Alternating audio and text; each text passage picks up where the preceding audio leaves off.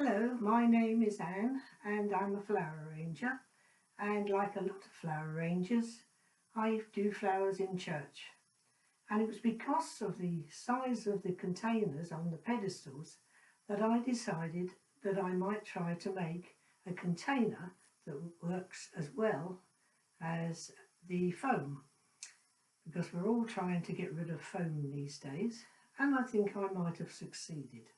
So I thought I'd show you what I've come up with. There's several versions, but this one will fit a 20cm flower bowl. And the good thing about the flower bowl is it has a ridge, and that holds the cage just above the base of the container, and therefore doesn't become a nuisance when you're putting in stems. So what do you need?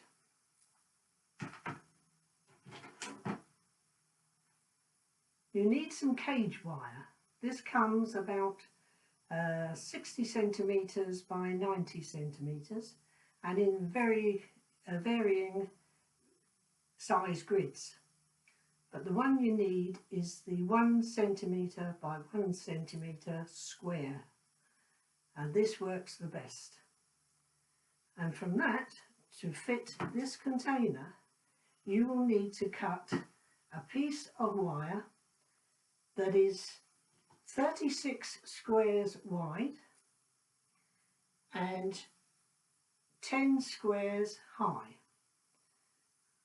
So the best way to cut that is using wire cutters, but make sure you double check before you start to cut, otherwise it really spoils it and wastes the wire.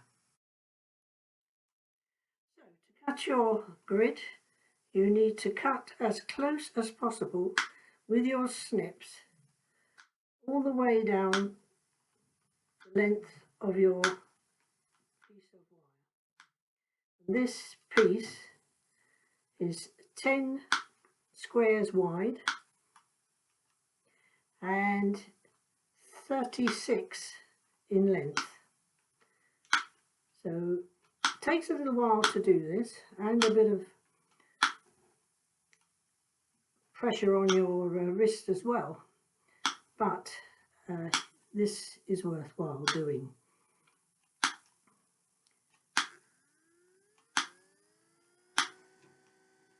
When you've cut it, you can rub off the sharp edges so that you're not catching on everything.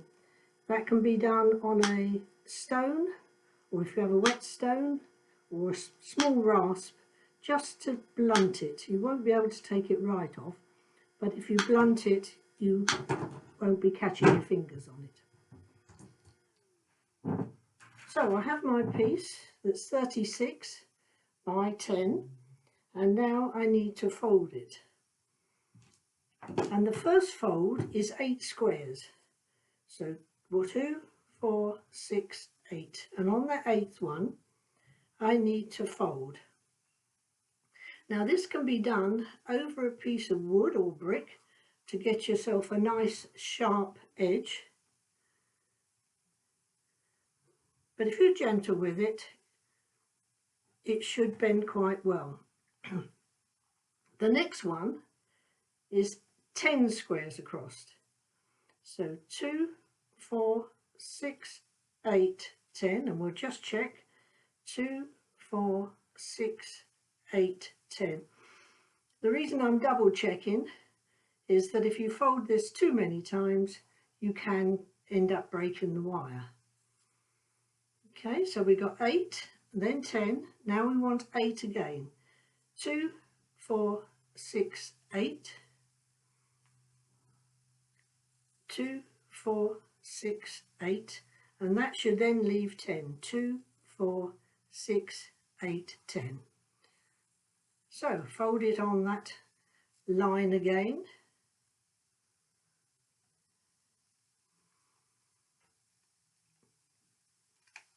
You can pull it out and move it around a little bit at this point, but try to make that on a piece of wire that goes across.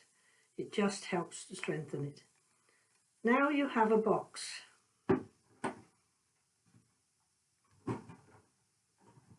And we're going to sew that box with some aluminium wire.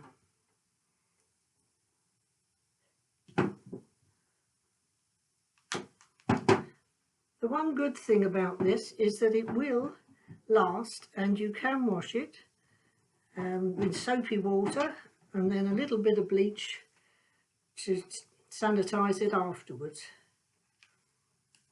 And if you've got some bullnose pliers, you'll find they're useful to help tighten up the point of contact. You're going to make 2 stitches in each cage or each square. When you have tied it, go round that side and then come back in, because that will help you to anchor it. And then it's just a matter of a slip stitch, and you just need 2 stitches in each square. But do make sure that you keep the squares together.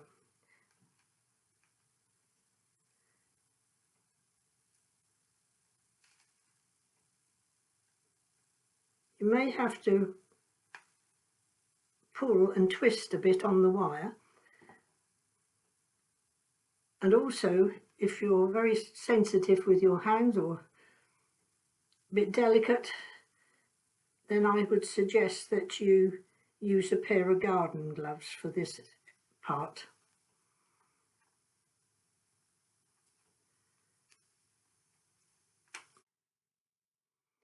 Okay, I'm reaching the end of my stitching now, and as I say, make sure that you get them in the right place before you pull on your wire before I'm going to the next square.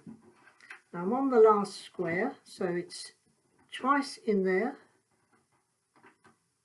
It takes about 10 minutes or so to do this, and then around the actual end and back in, do another couple of stitches back,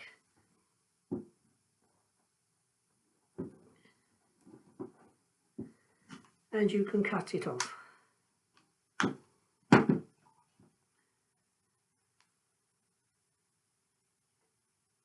Hopefully you can see the stitching. You then need another piece of the grid, and this one is cut 24 squares by 8. This time you're just folding it in half. Make sure it is as even as possible. Squeeze down to mark that piece, open up, and again this time fold into the centre and mark it again. Do exactly the same on the other side.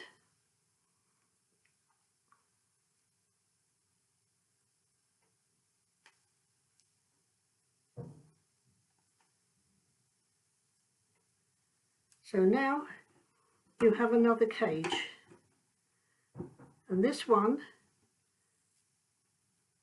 is again going to be stitched down that edge. So I've now finished stitching up the second cage, and this goes into the first one. Just need to push it in a little bit to start with, so that it goes into the middle.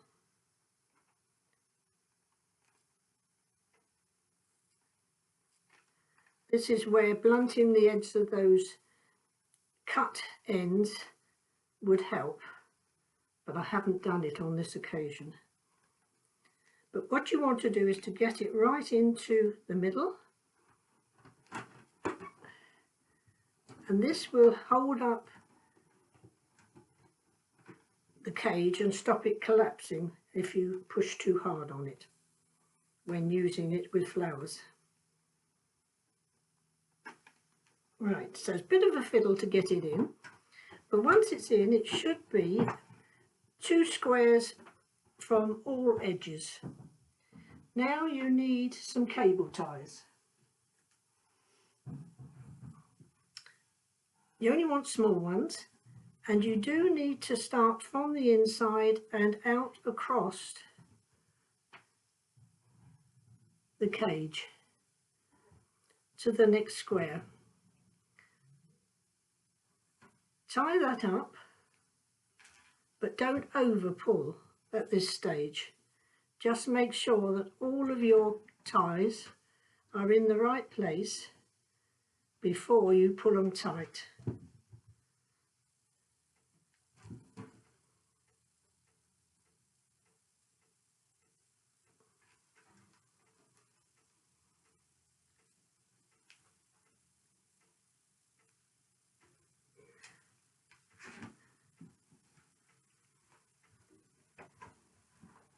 Because you can see you might have to fiddle a little bit to get them in just the right place when you do that last one.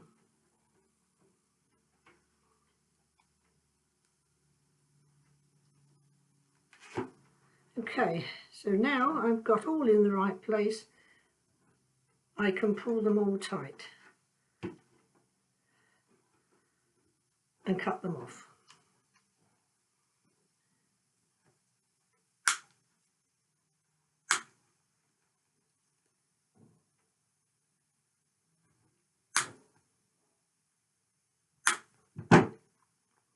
Turn it over and repeat the process.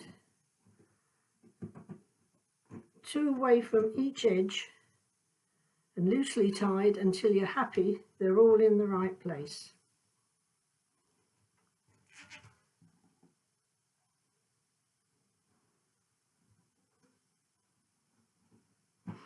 I find it easier to go from the inside cage out rather than the other way round. It's so fiddly otherwise.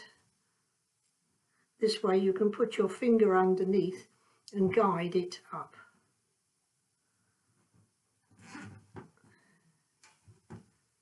Last one.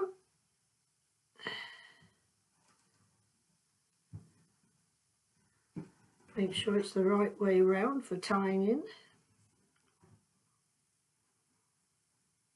Oh, it's twisted again.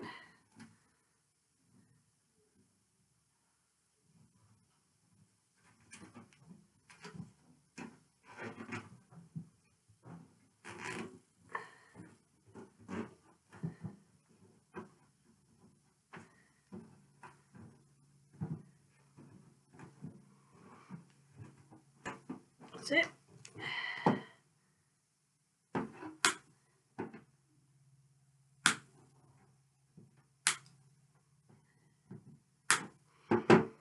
Okay, so you've now completed your cage.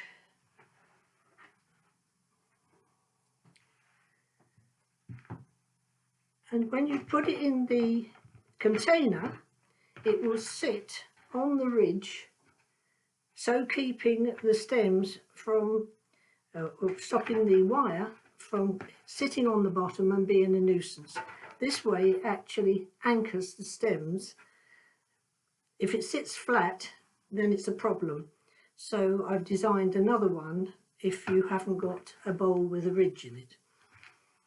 So there we are. If you wanted to use tape with it as well, you can do. Just tape on the second row down over, otherwise the tape gets in the way, and I shall do a nice arrangement for you and show you how it works. So I've now got my bowl ready, has the cage in it, and the most important thing is to have the open ends of the cage at the front and the back.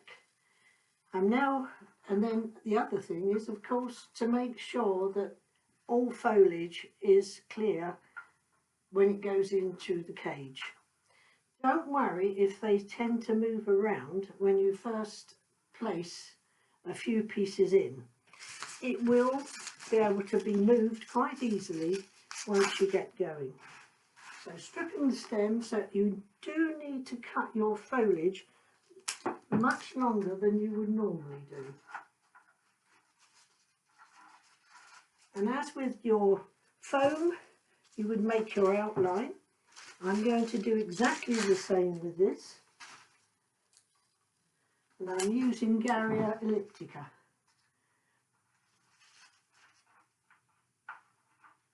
Of course, the joy is, if it's not quite in the right place, you can change it. And it won't be leaving holes wherever you want it.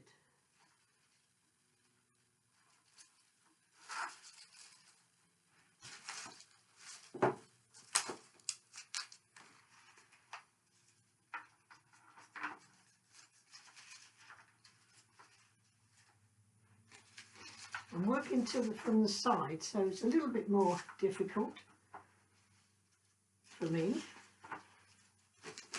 But once you have a few pieces in, you soon see how it can work.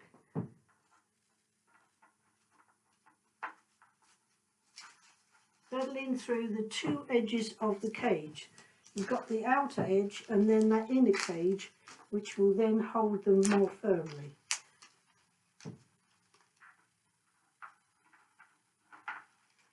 I'm going to put a few more pieces in and then I'll come back. This is still waving around, but I'm not worrying. I'm now going to put in some skimmia, and it has a slightly thicker stem, and I tend to scrape my stems if they've got a woody outline to them, because it helps to keep the water clear. This is clear at this pace, so this should now help to keep the centrepiece in the position I want it.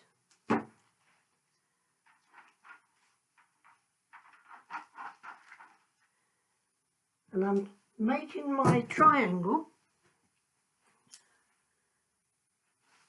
and it's quite a large one, but I wanted to show how much you could get into this grid.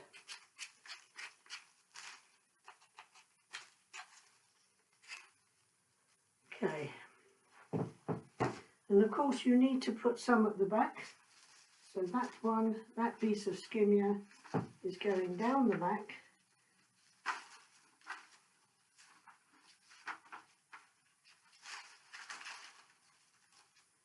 to give a bit of weight behind the arrangement.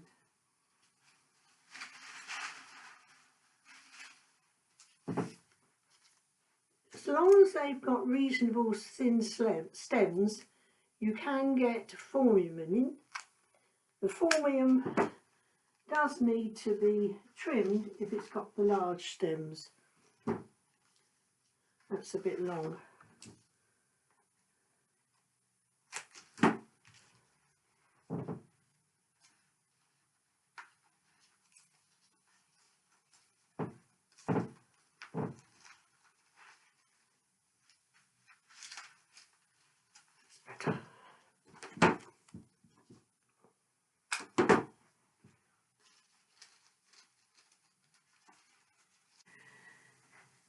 Well, thank you for watching my short video, and I hope you find it interesting to have a go at making a cage and save a lot of foam being used.